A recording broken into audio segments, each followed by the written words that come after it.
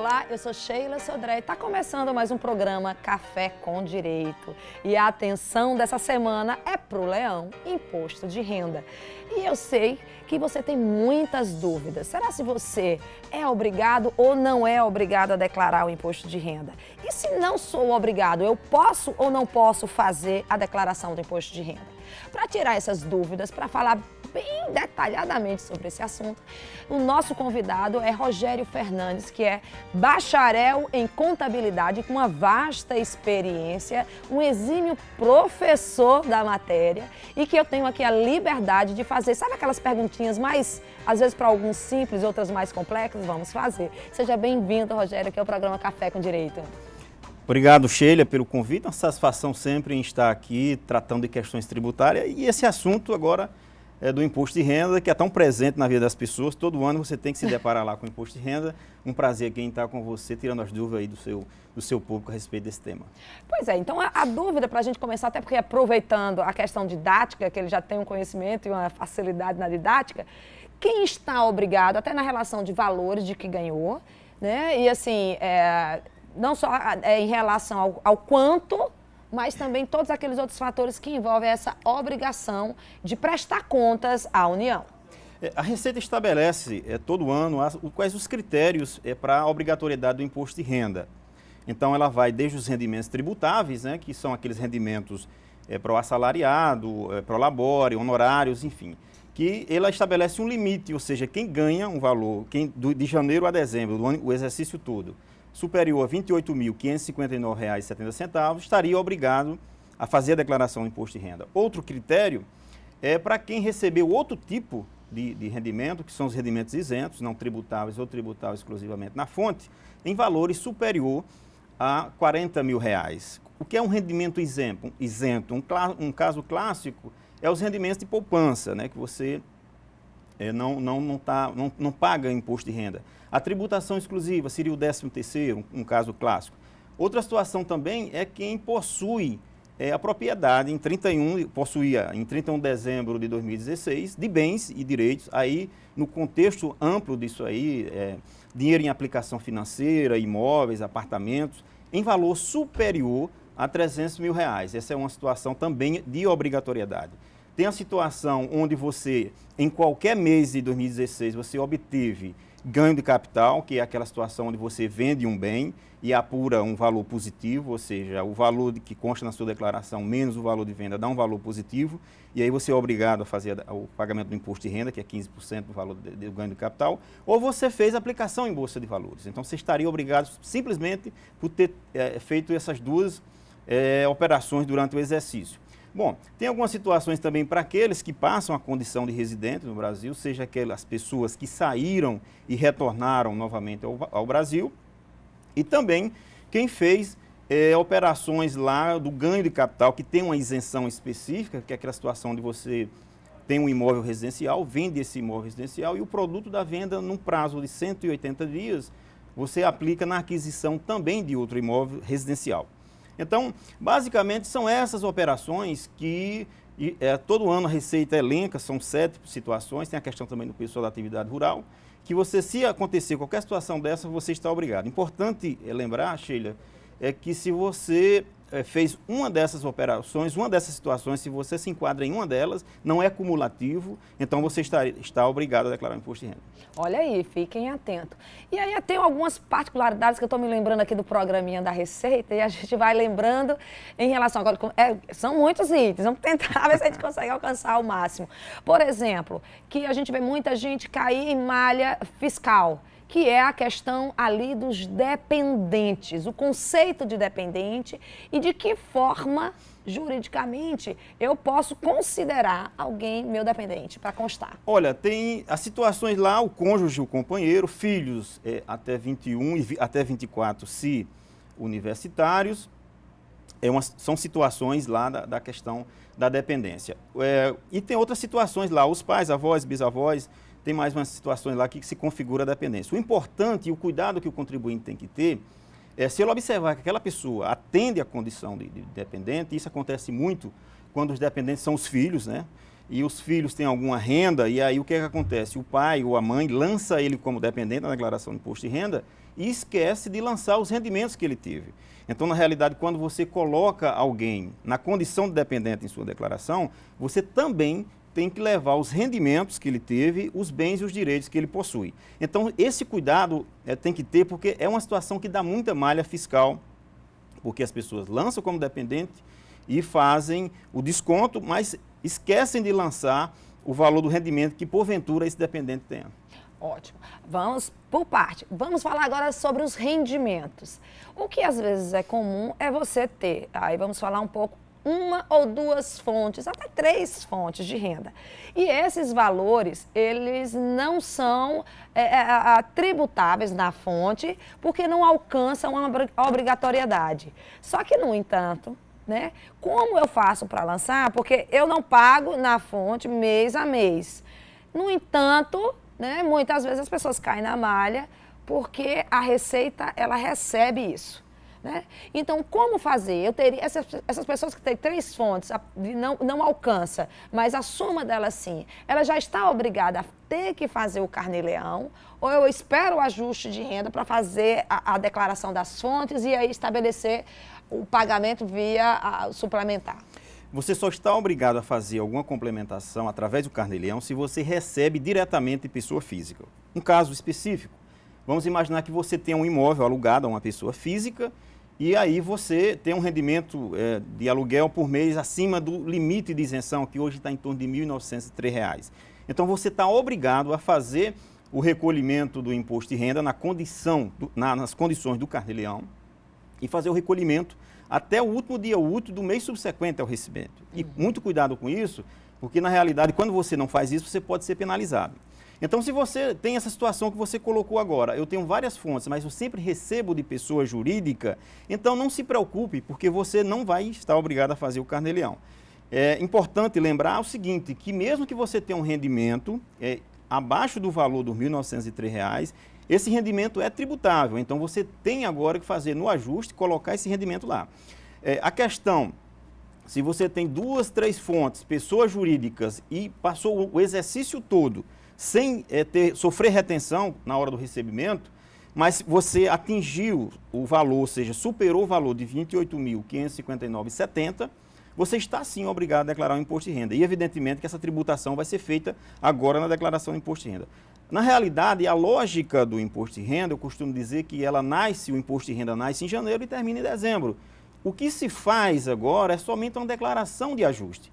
E dessa declaração de ajuste é que se vai confrontar receitas e algumas deduções que durante o exercício você não teve a oportunidade de abater, e aí vai dar uma situação ou complementação ou restituição. Porque é que pessoas que passam o exercício todo na tributação na faixa máxima da tabela progressiva, que é 27,5, elas têm restituição. Porque durante o exercício elas não tiveram a oportunidade de lançar algumas deduções que a lei permite agora na declaração de ajuste, a exemplo das despesas médicas, gasto com instrução. Então, essas pessoas, a declaração de ajuste agora, ela é tão somente um acerto de contas. Olha aí, tá vendo? E se você tem esse acerto de contas para fazer com o Leão, preste atenção, fique ligado aqui no Café com Direito, na RCTV, do seu jeito, para você, e já já a gente retorna.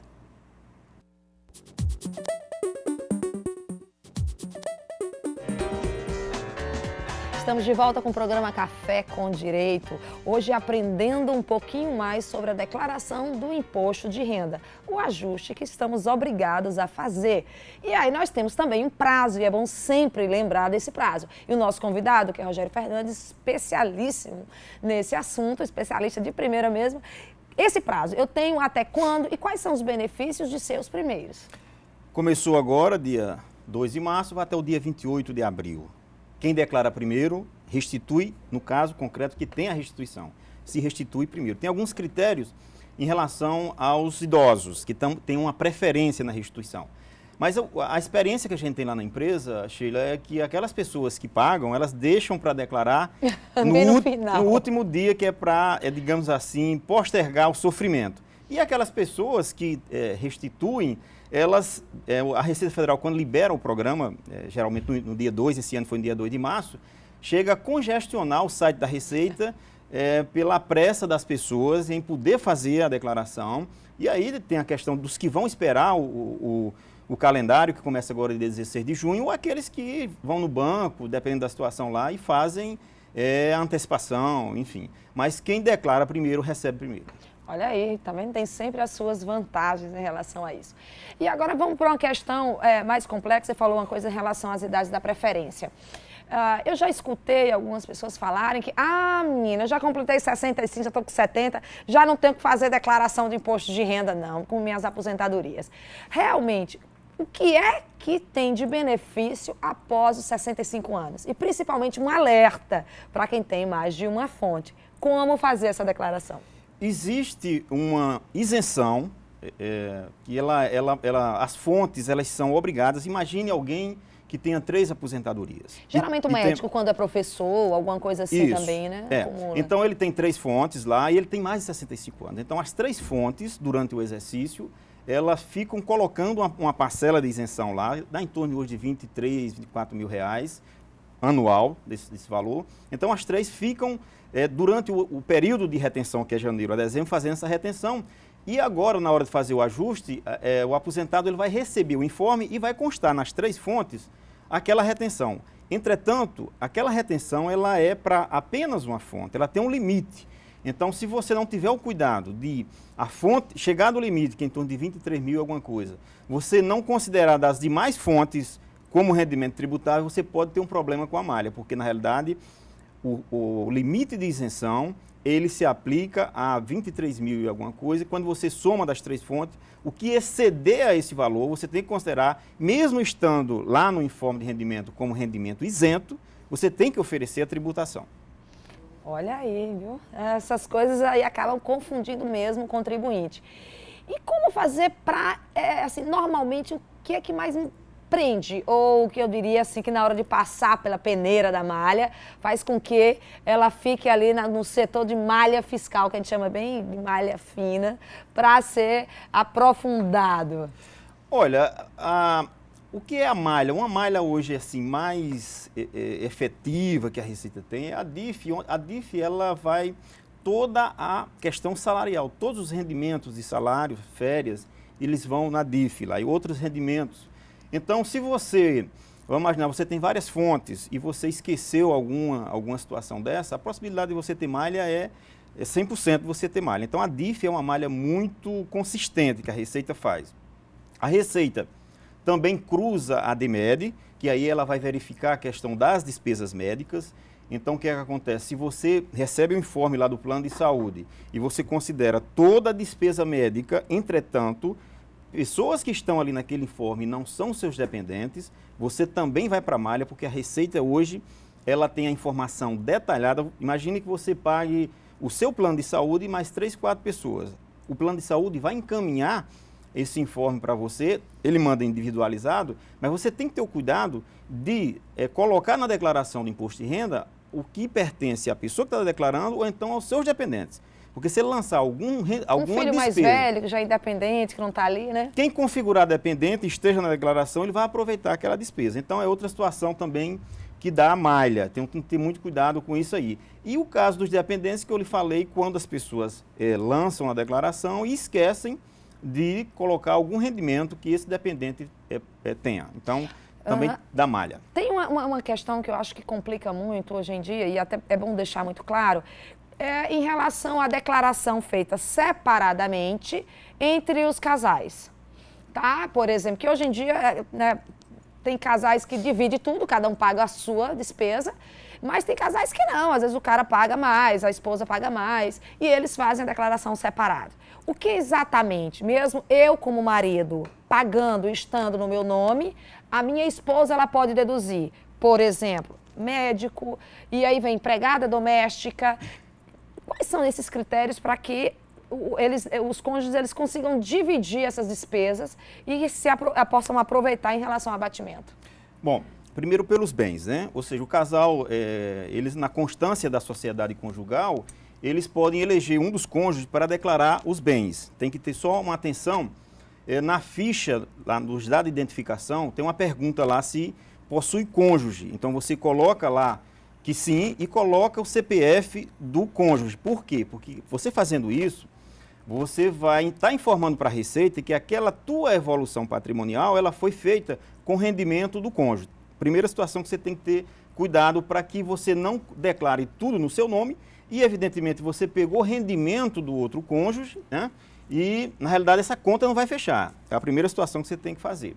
Em relação aos dependentes, principalmente os dependentes comuns, isso fica a critério dos cônjuges. Ou seja, se você declara, digamos, os filhos são considerados dependentes comuns.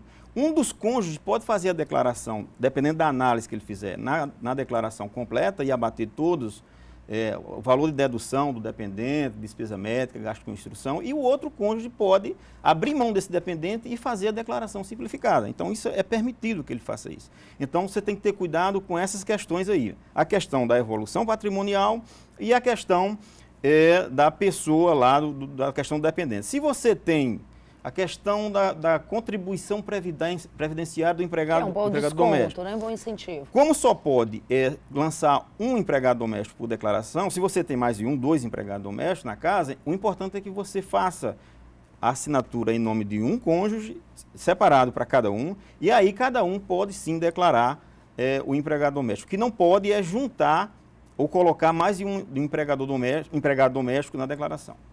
Olha aí, vocês têm que ficar bem atentos, porque na medida em que você cai na malha, a malha tem 5 anos para poder lhe pegar, analisar, né? Então, assim, é importante também você tomar uma iniciativa de pesquisar como está, né, as suas declarações do ano passado.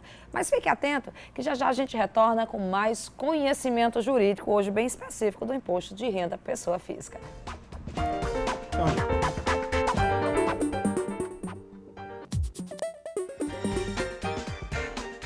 Café com Direito, o programa que ensina você a conhecer mais sobre os seus direitos. E hoje, especificamente, sobre o imposto de renda da pessoa física. Tem uma coisa interessante e eu considero assim, um grande incentivo para o empreendedor, que é o microempreendedor individual, que tem toda uma forma especial, né, de oferir rendas e de tributar. E tem essa hora do imposto de renda, se você nunca declarou, mas no ano de 2016 você abriu uma microempresa, né, individual, vai ser necessário. A questão é como declarar. E o nosso aqui consultor, né, que está fazendo essa gentileza de nos explicar, Rogério, vai explicar para você como fazer da melhor forma e a forma mais correta, que muitas vezes vai ser necessário você procurar um especialista, não é isso, Rogério? Isso.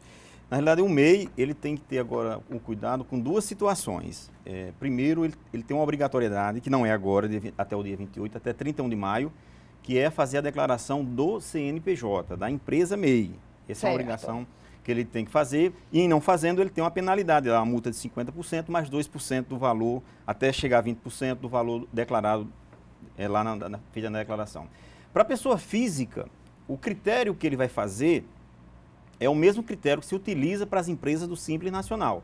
Ou seja, as pessoas que estão no MEI, elas têm uma forma de tributação em função da atividade que elas exercem. A atividade de serviços, ela vai fazer a regra que é utilizada lá para o imposto de renda lucro presumido, ou seja, vai presumir um valor de lucratividade, que no caso é 32%, e sobre esse valor é o valor que é considerado o lucro. E ele pode declarar isso na ficha de rendimentos isentos, tem uma linha específica para isso, e isso é o lucro que ele teve durante o exercício. Essa presunção, ela varia, ou seja, o pessoal do comércio ou indústria é 8%.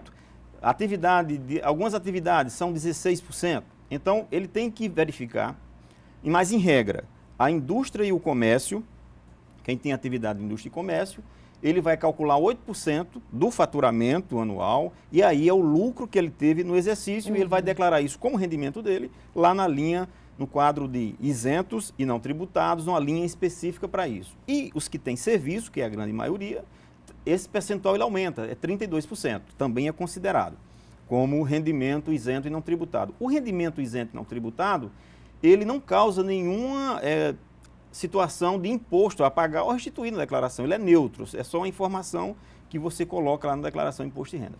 Por que você considera importante, além dessa obrigatoriedade que ele é obrigado, mas onde você atribui a grande importância do microempreendedor ele fazer essa sua declaração? É importante lembrar também um ponto muito importante, Sheila, é o seguinte, que esse microempreendedor ele pode ter lá um imóvel e desse imóvel ele tem uma renda de aluguel. Ou seja, na realidade, ele tem uma isenção no tocante à receita da empresa. Se ele tem outras rendas, e se ele for até alguma coisa de honorários, que ele receba isso por fora, ele vai ter que trazer isso para a tributação. O que é isento da tributação é somente essas situações que eu falei que são apuradas em função do faturamento do MEI, da microempresa individual, microempreendedor individual. Então, na realidade, é importante para isso. Quando você pensa também assim a questão da importância, eu vejo que ele pode ter adquirido patrimônio durante o exercício e aí é importante que ele declare isso. E para declarar você tem que ter renda. E essa distribuição de lucro isento vai dar origem para essa evolução patrimonial dele, né? Então é importante sim que ele faça a declaração. Atentar para esse detalhe de outras rendas tributáveis que não tem um tratamento da renda do MEI. Olha bem, você falou uma coisa de extrema importância e que é outra questão aí que pode lhe causar uma dor de cabeça muito grande, que é a questão do que você realmente ganha de fato e o que você informa ao leão. Porque o que acontece? Que aí o Rogério vai poder explicar muito bem. É o encontro de informações que você pode acabar caindo em malha e a multa é muito pesada. É você ter uma realidade financeira, fazer gastos em cartão de crédito, você comprar muitas vezes imóveis, onde o registro ele é obrigado, até mesmo as empresas, quando você compra e faz apenas um registro de compra e venda de um imóvel em construção, e realmente o que você declara como renda. Né? Porque isso aí, as consequências são muito grandes em relação ao leão. Ele não quer saber de onde vem o seu dinheiro. Ele quer tirar a parte dele, é tributar. Então, Rogério, quais são os casos hoje que a Receita tem como fazer esse cruzamento de informações, já que hoje tudo a gente coloca a CPF, né? Está tudo muito mais fácil eletronicamente. Eu diria, Sheila, que a Receita Federal do Brasil hoje está muito bem equipada. A Receita ela tem vários mecanismos de fazer cruzamento de informações. Por exemplo, você falou aí na questão imobiliária, de quem adquire imóveis. A Receita, antigamente, antes de 2003, ela só tinha uma declaração que era feita pelos cartórios no momento da escritura do registro do contrato. Então ficava solto todas as operações que eram feitas diretamente com os incorporadores, com as construtoras. Então ela criou a DIMOB. O que é a DIMOB? A DIMOB, no exercício que é feito a venda, quem fez a venda, no caso a construtora, ela é obrigada a encaminhar para a Receita Federal o valor do negócio e o valor que foi pago naquele exercício. Então ela já tem conhecimento quando você compra o imóvel na planta. Então, tem essa declaração que acompanha a questão imobiliária. Hoje nós temos a DMED, que é uma declaração que a Receita acompanha os gastos médicos, ou seja, hospitais, clínica, plano de saúde, eles têm que encaminhar até o dia 31 de março de cada exercício para a Receita Federal todos os recebimentos que eles tiveram referente às pessoas físicas. Então, a Receita, de certa forma, ela coibiu aquela coisa de você colocar despesa médica sem efetivamente ter tido o gasto. Então, ela hoje tem como cruzar essas informações.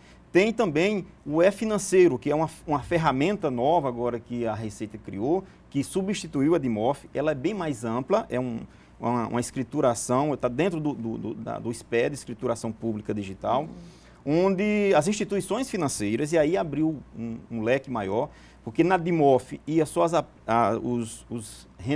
as movimentações de aplicações e contas correntes, no e-financeiro agora vai fundo de pensão, previdência complementar, consórcio, ou seja, a Receita hoje, ela tem uma série de informações que o contribuinte nem imagina que ela está monitorando essa movimentação. Tem o decreto também, que é uma declaração que as administradoras de cartão, para quem gasta muito em cartão de crédito... Pois é, o grande alerta aí. Você quase não tem renda, mas o seu cartão, você está gastando 2.000, 3.000 no seu cartão mensal. A Decred é exatamente a informação que as administradoras encaminham para a Receita Federal. É um verdadeiro Big Brother fiscal. Então, a Receita ela consegue hoje, através dessas informações digitais, monitorar a vida das empresas e das pessoas físicas. Olha aí, tá vendo? A gente tem que tomar todo o cuidado realmente com essa questão. Agora, já para fechar essa questão do imposto de renda, existe um fato que não é novo, mas que é uma possibilidade muito interessante, que é a destinação, né, do seu imposto de renda para o fundo da criança e do adolescente. E eu creio também que o do esporte tem algumas questões mais. Como eu, que de todo jeito estou obrigada, e o meu contador já avisou que eu vou ter que pagar mais ou menos de 1.000 a 5, 6, 7 mil de imposto de renda, né? Eu posso fazer alguma coisa? Eu posso, desses 7 mil, destinar alguma coisa para esse fundo da criança e do adolescente? Como? Isso vai me prejudicar ou não? Qual seria a melhor orientação? Como explicar ao telespectador que vai pagar imposto de renda? Aqui eu faço até um apelo para quem quer fazer agora na declaração de imposto de renda, Sheila, uma ação social de suma importância. Você pode destinar até 3% do teu imposto devido para o fundo, para o ECA, o Estatuto da Criança e do Adolescente. Aqui na Paraíba, aproximadamente 16 a 17 municípios já fizeram isso.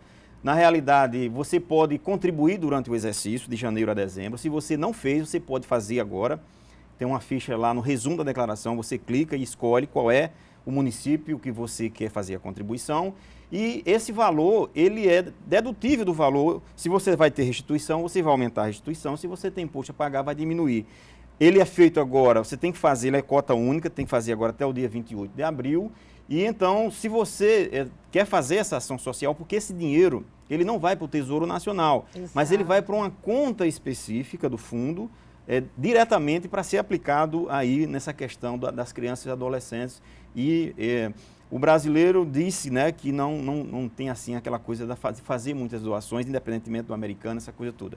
Evidentemente que a Receita, antigamente havia algumas situações que você poderia fazer declaração para algumas entidades assistenciais. A Receita, de certa forma, eliminou isso e agora ela criou mecanismos de mais seguros. E uma das situações que você pode fazer tem também a questão do PRONON, que é o pessoal da oncologia, o pessoal do audiovisual, mas esse você pode fazer agora ainda na declaração e destinar 3% do seu imposto devido lá para os institutos que tratam aí da questão das crianças e adolescentes, do Estatuto das Crianças e Adolescentes.